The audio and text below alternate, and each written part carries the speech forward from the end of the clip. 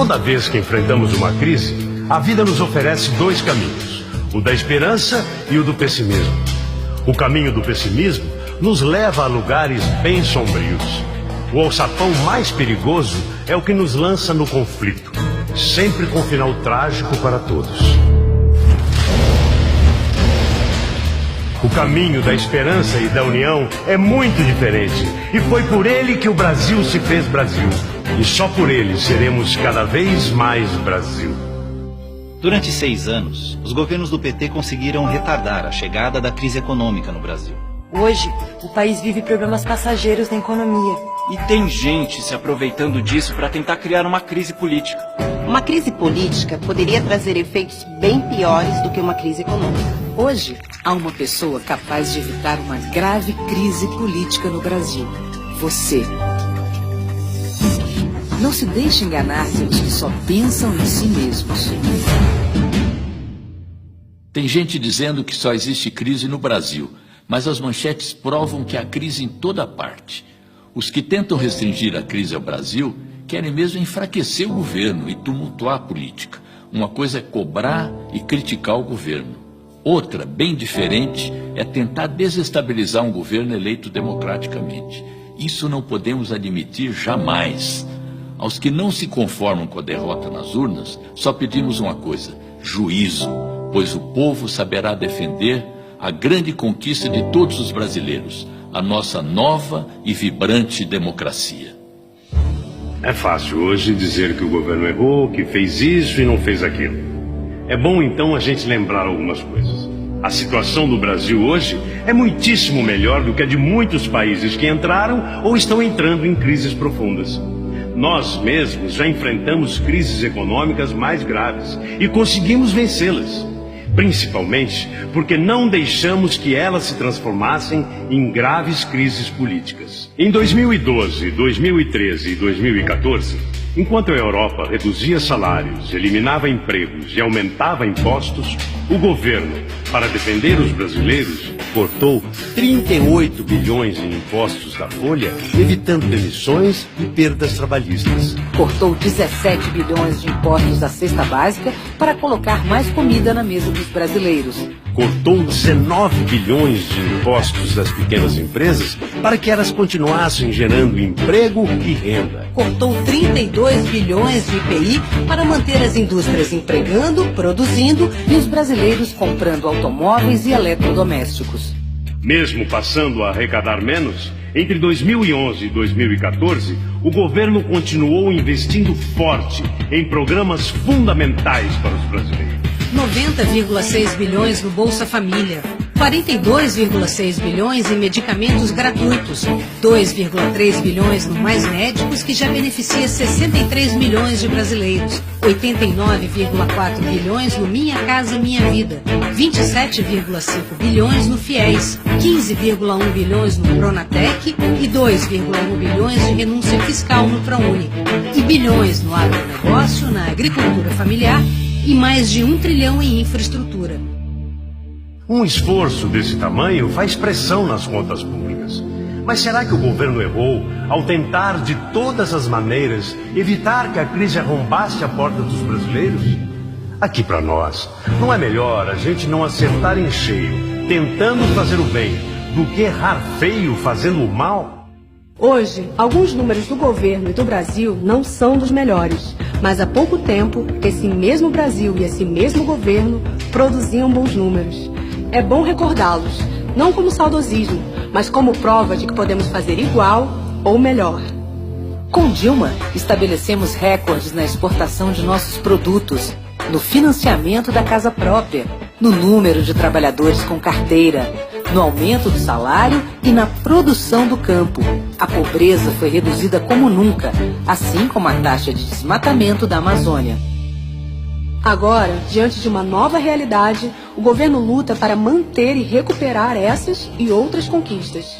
E como não dá mais para fazer isso sozinho, reparte esforços, corta despesas e amplia investimentos sem perder o foco no desenvolvimento econômico e no avanço social.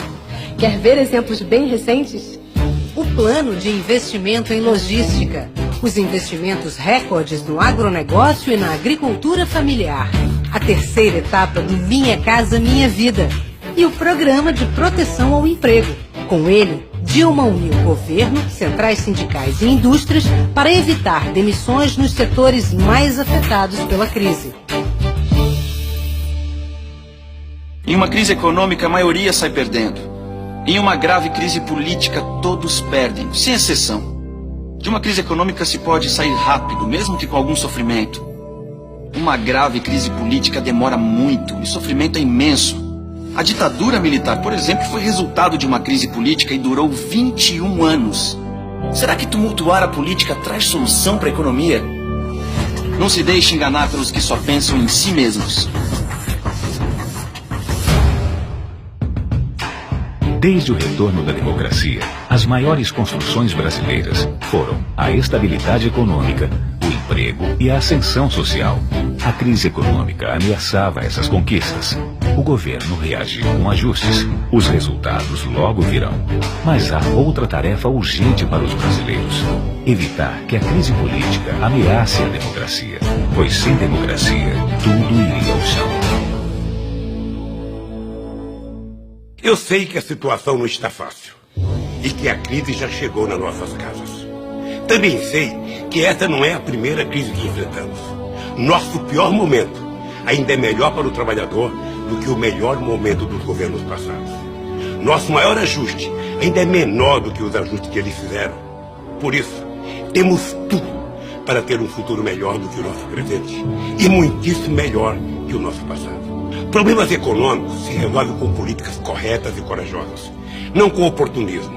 Eu mesmo fiz um ajuste na economia e depois o Brasil ficou muito melhor. O mais adequado é unir e superar a crise com quem já fez muito. Esse é o caminho mais rápido para melhorar a educação, controlar a inflação, gerar mais empregos e garantir um futuro melhor para todos. É mais fácil chegar ao porto seguro com quem já foi capaz de enfrentar a crise e fazer o Brasil avançar da tormenta, sempre protegendo os que mais precisam.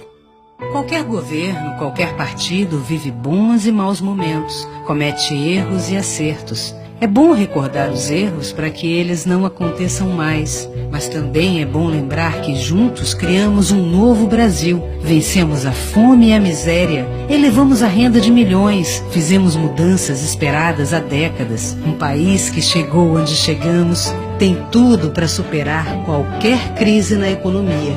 Basta acreditar. Estamos em um ano de travessia, e essa travessia vai levar o Brasil a um lugar melhor. Estamos atualizando as bases da economia e vamos voltar a crescer com todo o nosso potencial, com preços em baixa, emprego em alta e saúde e educação de mais qualidade.